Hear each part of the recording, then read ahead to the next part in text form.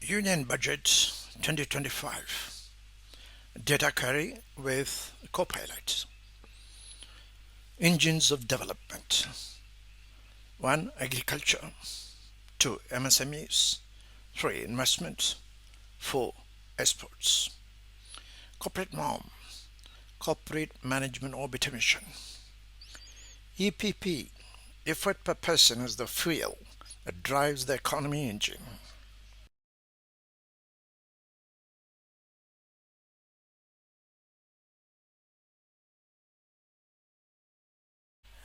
Union budgets, engines of development. I enjoyed querying copilots. I gave the basic data of the Union Budget 2025 and posing it with more questions and challenges. I was very happy to collate a lot of information, which might have taken a lot of my time to do research and write and whatnot. At the same time, I used Gemini for summarizing the data. So AI is in the offing, and we are in a position to utilize that and make use of it. The most important thing in the Union Budget 2025, it focuses on 4 key growth engines: agriculture, MSMEs, investments, and exports. I'll present that, all of them, in the next few pages. The most important thing is EPP, if a person. What happens is the fiscal policy when we come out with, that is more in terms of a driver that drives the economy. But what we forget is the fuel. The fuel is the EPP, effort per person. The government can come with any number of such policies, but making use of it and utilizing for the purpose of national economy is very important. And that is the one which I would like to highlight. In this national manufacturing mission will be the real game changer. I'll surely participate with a co-pilot as my second in command of the flights that are going to take place in India. It's going to be an exciting time, in my opinion, which can be made use by the formula EPP. If you are in a position to get that effort per person, we are going to, I won't say the sky is the limit, is beyond that. We can go what others have not achieved. The most fascinating facet of our economy, number one, is agriculture. About 650 million people. Then comes the MSMEs in terms of industrialization and looking forward for more and more of industrialization. MSMEs are in just statistics. They are the heartbeat of India's economy in general. They span a diverse range of industries, from traditional crops and rural agro-based units to modern manufacturing and cutting-edge tech startups. So, take a look.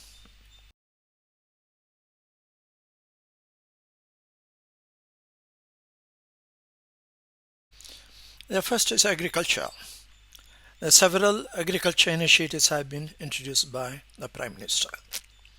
India's total food grain production for 2023 and 24 is estimated 332.3 million tons.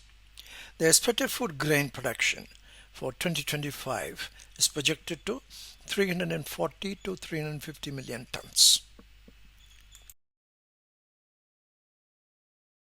In agriculture, let me note some of the points. Prime Minister Dhanya Krishi Yojana, which enhances productivity, promote crop diversification, improve irrigation, and provide better credit access to farmers. It will cover 100 districts with low productivity and moderate crop intensity. Makhana board in Bihar is going to be a very interesting one, boosting the production processing value addition and marketing of makhana, with supporting farmers through farmer producer organization. Mind you, in India, the most important is an amazing change that would be coming, has already come, is the POs. I have the opportunity of looking at some of the FPOs personally. They are doing an amazing, great job. They are equivalent to a joint stock company and very well organized. More than about each FPO may have about 40 to 50,000 farmers. So the number of FPOs can be about in terms of 100,000, 200,000. So all the farmers are forming part of that. It is more important than your joint stock company with your raw materials input and output. We have a very strong FPOs, Farmer Producers Organization in India. That is, in my opinion, is the number one. The Makhana board is again coming up very well. Introducing that in Bihar is going to make a lot of change for Bihar. The National Mission for High Yielding Seeds. This mission aims to improve research and development, propagation of high yield, pest resistant, and climate resilient seed varieties. Is an excellent important, particularly the high yield varieties are needed to compete with China. Very important. Mission for Atma Nirbharata in pulses, a 6-year mission for tur dal, urad dal, masood dal, etc., which is procurement by NAFED and NCCF over the next 4 years. Comprehensive program of vegetables and fruits. New urea plant in Assam. Enhanced Kisan Credit Card KCC scheme. These initiatives are designed to enhance agriculture productivity, support farmers, and ensure sustainable growth in the sector. I was looking for the food grain production in 2024 and what is the expected target in 2025 in agriculture is to correlate with what we plan for in the budget, say 2025 or 2024, and what is expected out of the returns that is coming out of it. It's not that fiscal policies are being created on a flat structure each year, where we are in a position to say this is going to be that and that is going to be this. This sort of a thing does not change or give an analytics as to what the changes that are happening around from one year to the other. So that's the reason why I asked for the food grain production in 2024. And the Copilot gave me, it is 332.3 million tons for 2023-24.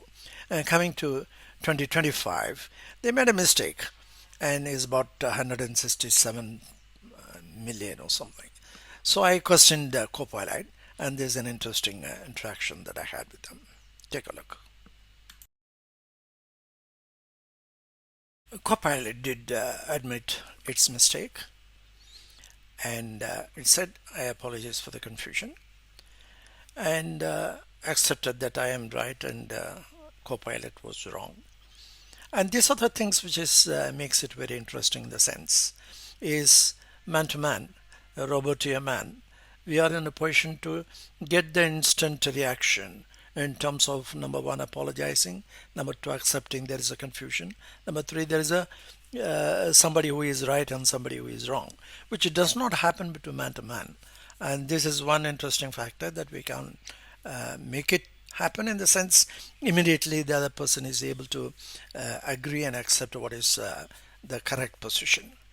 And the Copilot came with a right answer that is going to be 330 million, 340 to 350 million tons for 2025 as against 164.7 which it said earlier.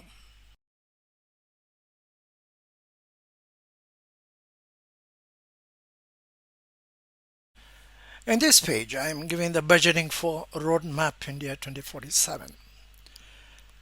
In this, agriculture to take about 20% of the total $5 trillion by 2030. If that be the case, it's going to be about from $549.11 billion as of now in terms of value addition. It will reach to $1 trillion It alone will have the blueprint for $1 trillion Indian agriculture. I had earlier said 2024, but I would be happy if we get in 2030. So this is what I have given the concept of EPP, that is effort per person is made available measuring by each FPO. FPO, as I said, is an amazing collection of people. In terms of setting targets and reaching them is elaborated. In the flat budget which we normally come across, it is insufficient. We'll say the initiatives are given by the to enhance agriculture productivity, support farmers, and ensure sustainable growth in the sector. This purely side government side, they want them to do that, the farmers and agriculture and whatnot. What the agriculturists and the farmers have to do is to take the effort. That is the DPP to make it happen. So I will explain to it during this course. It's the same process, same which I apply for now in agriculture, as well as the MSME, as well as the investment, as well as the the exports part of it.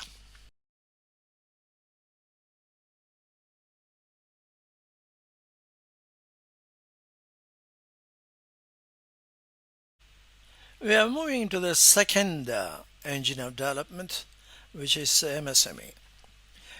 If you look at the 25 budget, supports MSMEs as a key engine for India's development, with various initiatives being taken.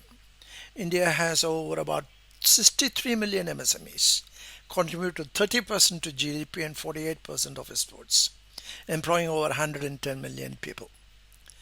They Budget 2025 addresses these challenges through initiatives like credit guarantee, etc. The future growth involves collaboration between government, financial institutions, and enterprises with a focus on capacity building and innovation. Embracing digital technologies like e-commerce and exploring innovations like AI and blockchain could further transform the MSME. This is the very important aspect. MSME, in my opinion, is the most important. Next, of course, to agriculture. The Union Budget 2025 has placed significant emphasis on MSMEs. Some of the initiative that is being given, I suppose. Enhanced credit access, investment and turnover limits, fund of funds for startups. Number 4 is skill development programs. Then digital transformation. Number 6, term loans for entrepreneurs.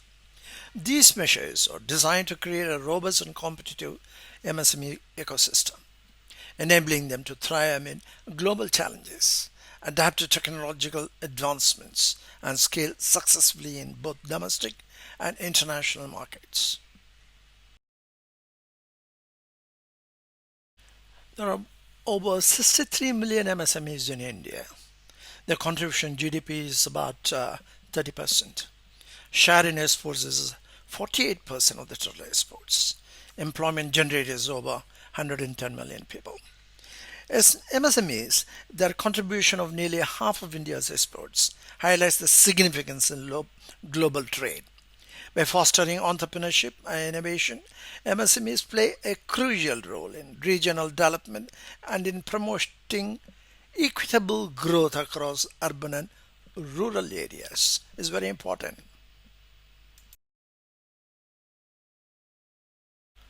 There are, of course, a lot of challenges and as well as opportunities for the MSMEs. Access to finance, technological adoption, infrastructure gaps, regulatory hurdles. All these things are there. It's fascinating to consider how embracing digital technologies could further revolutionize their sector. In fact, it is even a very, very small guy selling a lentil at a small cart has got his GPay or UPI. So 10 rupees. It's an amazing thing that has happened that everybody has adopted to the digital technology. And MSMEs are in a position with 48% of the exports belong to them. They will do it. Looking ahead, this is my main contention in this program of analyzing these four engines of development for India. We cannot go, the governance is a dynamic function.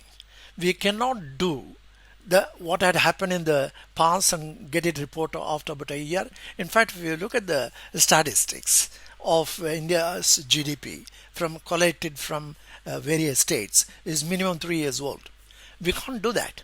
In governance, when you are putting the initiative, ask for the agriculturists and the farmers and the MSMEs, but who hold about nearly 50% of the countries' exports. We cannot be looking at what happened in the last 3 months. No, we got to look at what will happen in the next 1 year, for which we must be ready on a daily basis. That's why governance is a dynamic function. We've got to get the governance report on a day-to-day basis. I keep on insisting on that. So if you look at ahead for the path forward involves not just policy support, but also a collaborative effort between the government and the various institutions and the enterprises. So this is the one which I'm emphatically tell the listeners: investing in capacity building, fostering innovation, and bring the governance. The instead of corporate governance of India is my main mission, so that we don't report on ex post facto. We got to report on ex ante. That's my main contention. And same applies to agriculturists and as well as here MSMEs. The technology, what I had written, I've given the post here, podcast episode number 10, draft a national policy on the Ministry of MSMEs. I put a note on that some time back. So, extract from that, let me read. CREAM technology is a unified theory of management that establishes the interaction between policies, practices, and the society, like that of the well established mathematical and natural sciences, with a logical structure. The draft national policy for MSME, therefore, is critically looked at as to the beneficiaries who are the 110 million workforce of the MSME sector, who makes up a major chunk of society. The societal changes are brought into focus, and the policy accidents and the policy politics that have mired the MSMEs are converted into a fundamental force to be reckoned with in the Indian economy.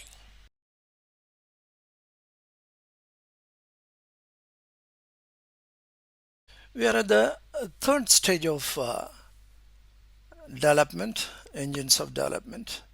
The Union Budget 2025 focuses on investment as a key driver for India's development. With increased capital expenditure, interest-free loans to states, and a new national manufacturing mission. My proposal to the new national manufacturing mission, which you will see here, is that my concern about how the Viksit Bharat 2047 targets are being met by whom.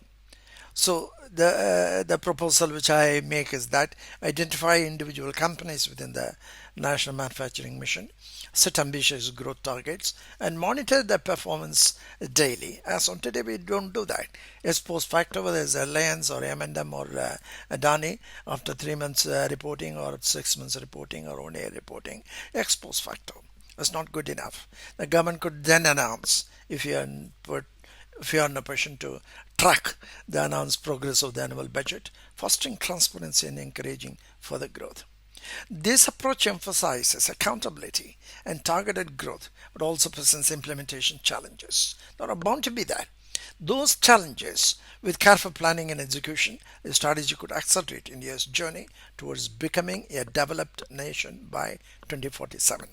That is my main theme of what I gather from 2025 Union Budget and what I propose it ought to be. The Union Budget 2025 places a strong emphasis on investment as a key driver for India's development. Some of the highlights: number one, capital expenditure capex is about 11.21 trillion INR for capital expenses. Interest-free loans, the government announced 1.5 trillion INR A 50-year interest-free loan to states is amazing. National Manufacturing Mission, a new initiative. The National Manufacturing Mission is introduced to promote large-scale manufacturing and sustainable production. This aligns with the Make in India initiative and aims to enhance India's global competitiveness. Investment is one of the major engines of development. R&D, research and development, about 20,000 crores is being allocated. Ease of doing business, various measures are being taken. Tax reforms, and the budget includes revisions to taxation policies to boost consumption and investment. For instance, income up to INR 12 lakhs will attract zero income tax, and the new regime providing relief to the middle class and increase in disposable income. These are very good measures which have been taken and which are designed to create a conducive environment for investment, fostering economic growth and supporting India's vision of Viksit Bharat, that is, developed India.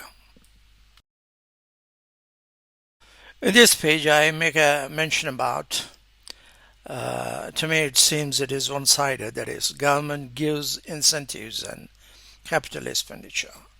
But industry growth seems minimal when we compare target Viksit Bharat 2047. I questioned the co-pilot, what I have to say about it. And it said, you bring up a valid point. While the government has indeed been proactive on incentives and capital expenditure to stimulate growth and the progress towards ambitious Viksit Bharat 2047, targets might seem slower than expected. And it also cautioned it is important to achieving such a transformative vision involves overcoming numerous challenges and complexities. Take a look. Then I prompted, I believe National Manufacturing Mission must identify individual companies and government should set target of say CAGR 15% or 20% and track their performance as strategy plan 2030. That is to say, Viksit Bharat 2047 targeted growth must be equated to individual companies' performance, monitored on a daily basis from 2025. Then Budget 2026 must declare how many companies have reached the targeted CAGR of 15% growth. That's a compelling approach, emphasizing accountability and targeted growth, so says the co-pilot. Implementation such a strategy could indeed drive more focus and sustain economic progress. And it says how it could be structured. The National Manufacturing Mission Strategy Plan 2030. Number one, identification and categorization. To identify the key industries, select companies. Target setting, set 15% or 20%. And performance monitoring by a digital dashboard of real-time data analytics, periodic performance reviews and adjustments, collaboration with industry experts to provide insights and support. Number four, incentive programs. Introduce incentive programs for companies that meet or exceed their growth targets. Public reporting. Announce the progress and achievements in the annual budget. For example, Budget 2026 could highlight how many companies have met or exceeded the 15% CAGR. Number six, collaboration with private sector. This is to foster strong collaboration between the government and private sector. And benefits and challenges. Benefits, focused growth, accountability, and informed policy making. Challenges. Implementation complexities, setting up and maintaining a daily monitoring system. Adaptability, the targets and strategies need to be adaptable to changing market conditions, etc. Company participation, ensuring buy-in and active participation in the private sector. And it says it is an ambitious plan, but with careful planning and execution, it could significantly accelerate India's journey towards becoming a developed nation by 2047.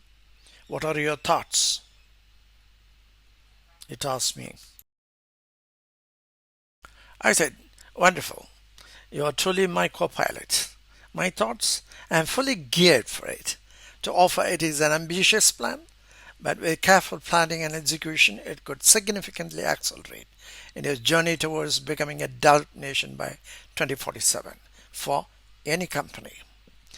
Copilot was absolutely astounded of my audacity.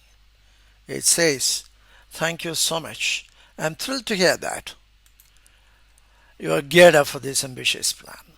Your proactive approach and vision for tracking and boosting individual company performance are truly inspiring. With your determination and thoughtful planning, achieving these growth targets and contributing to India's development seems entirely possible. If you ever need support or insight as you work towards these goals, I'm here to help." So says co-pilot. Let us make this vision of Viksit Bharat 2047 a reality together.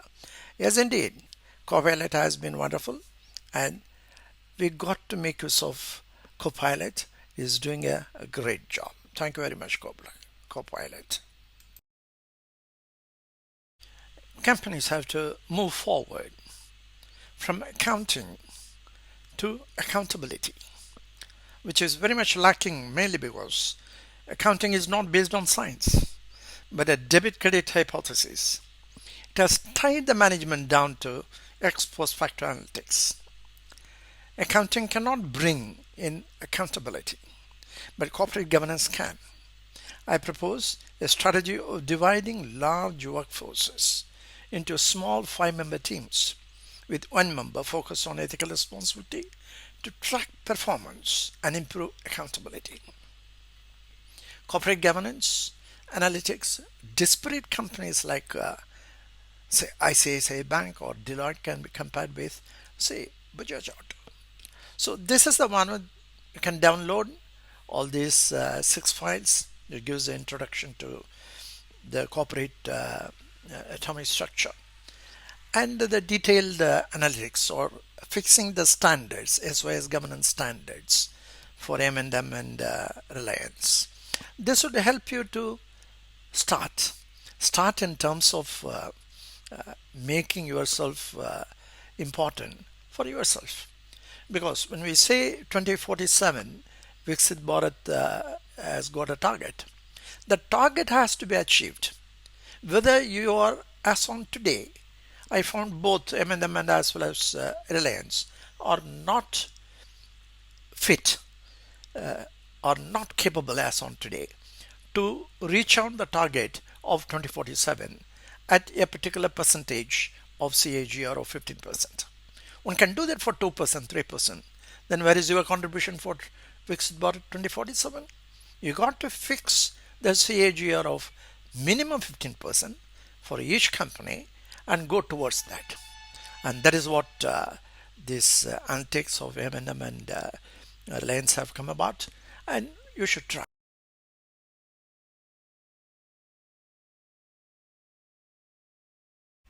We are on the fourth engine of development in India. The discussion I had with the co-pilot revolved around India's budget 2025-26 and its focus on exports as an engine of development. MSMEs contribute nearly half of India's exports and 30% of the GDP. The budget includes initiatives like an export promotion mission, Bharat Trade Net to boost exports. The conversation also touched upon MSME's role in the green economy and critical metals, with the budget providing support through schemes like MSC, GIFT, and the ZED initiative. The participants, that is co-pilot and myself, discuss setting growth targets for companies and tracking the progress towards carbon neutrality on a daily basis. The importance of innovation and openness to new ideas from outside sources was also emphasized. The union budget has given a strong emphasis on boosting exports. Some of the initiatives: establishing export promotion mission, Bharat Trade Net, a new digital public infrastructure, Global Capability Center. Budget includes plans to promote Global Capability Center in Tier 2 cities to decentralize economic development and strengthen India's position in the global value chain. Support for MSMEs is very important. Integration with global supply chains. These initiatives are aimed at making India a global leader in exports and enhancing its integration into global trade networks. It's impressive how crucial MSMEs are to the country's export economy. India's exports, in terms of percentage, MSME holds nearly about 50%, and as a GDP percentage, is nearly about 30%. So, what I ask is that India's exports are well diversified across various sectors. To know about the four areas, main areas of exports, and the services also, which is coming through. I find minerals, fuels, including oil, is about $89.7 billion US dollars. Is about 20.8% of the total exports. Gems, precious metals, $33.4 billion, 7.7%. Electrical machinery equipment, $32.4 billion, 7.5%. Machinery including computers, $29.3 billion. Additionally, services exports have also been significant growth in 2023-24. Services exports contributed to 341.11 billion, which includes IT, financial, and business services. It's impressive to see how balanced India's export portfolio is. We always have to look forward as to the capability of MSMEs. So, for meeting the demands on transition to green economy and critical metals, I wondered how the budget 2025 addresses this particular area. It is heartwarming to say a lot of strides in contributing to exports, especially in the green economy and critical metal sectors, have been going on. The Union Budget 25-26 addresses this area with several key initiatives. MSc Gift Green Investment and Financing for Transformation. The scheme aims to provide financial support to MSMEs for adopting green technologies and transitioning to sustainable practices. Zero Effect, Zero Defect Z initiatives. This initiative focuses on promoting sustainable manufacturing practices among MSMEs. National Manufacturing Mission. This mission aims to make industries, including MSMEs, ready for a greener future by promoting clean technology adoption. Critical Minerals Strategy. The budget includes measures to boost domestic manufacturing of critical minerals, which are essential for various green technologies. These initiatives are designed to help MSMEs meet global demands for green technologies and critical metals while also ensuring they comply with environmental regulations. As whether these measures taken by the government would be of any use to MSMEs, my response is I'm very positive about it.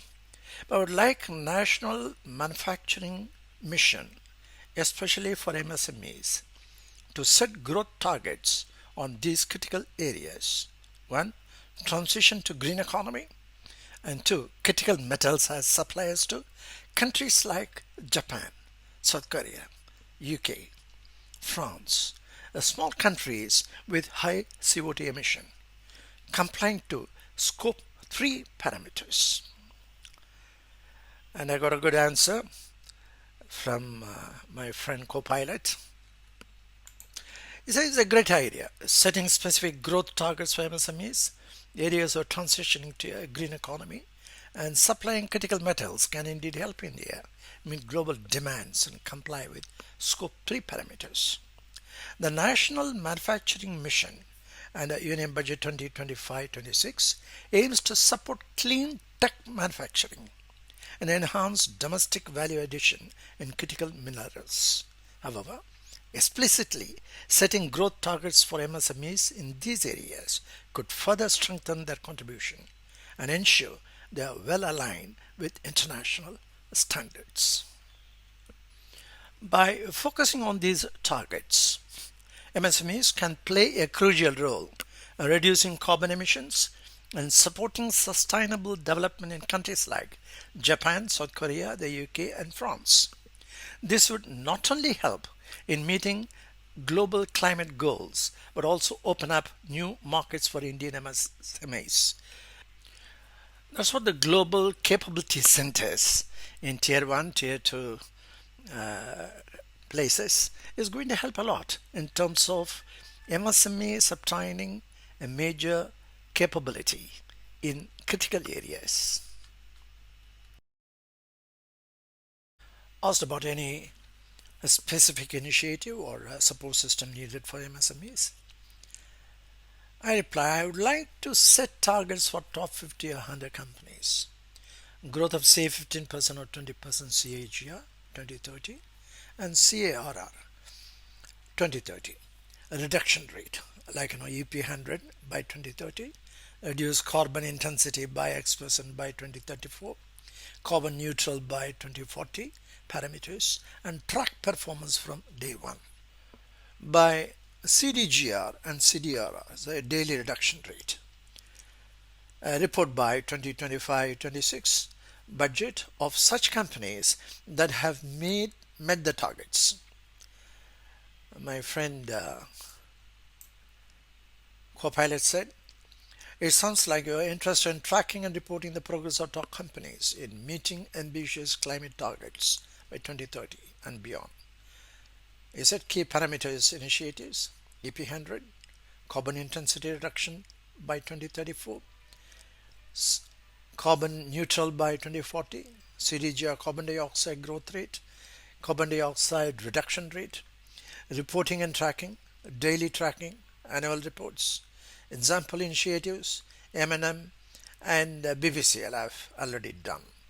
And he says, would you like to have a more detailed information on any specific company initiative?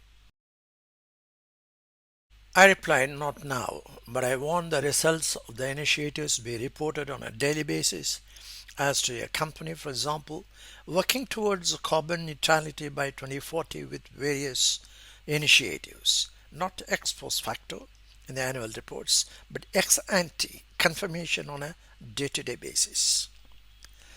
Copilot said, that makes perfect sense. Day-to-day tracking of the progress can provide real-time insights and allow for timely interventions of things if things aren't going according to plan. This approach can ensure that companies are genuinely committed to their targets and taking consistent actions. It is an ambitious but impactful approach. Asked about what is the biggest challenge for implementing this daily reporting system, I replied, Alan Savory rightly said, if you look at the breakthrough in science, almost always they don't come from the center of that profession. They come from the fringe. The finest candle makers in the world couldn't even think of electric lights. They don't come from within. They often come from outside of the bricks. Someone within the companies must set up a listening post for new ideas, breaking away from the monotonous supply chain management. For which our friend Copilot said, absolutely. Innovation often thrives on the fringes and outside conventional thinking. Alan Savory's quote perfectly captures the sense of how breakthroughs in science and technology often originates from unconventional sources. Establishing a listening post within companies to gather new ideas and break away from the routine supply chain management could lead to transformative change. Encouraging a culture of openness, curiosity, and willingness to experiment can enable companies to stay ahead of the curve and achieve ambitious, sustainable goals. It's inspiring to see a positive outlook on this.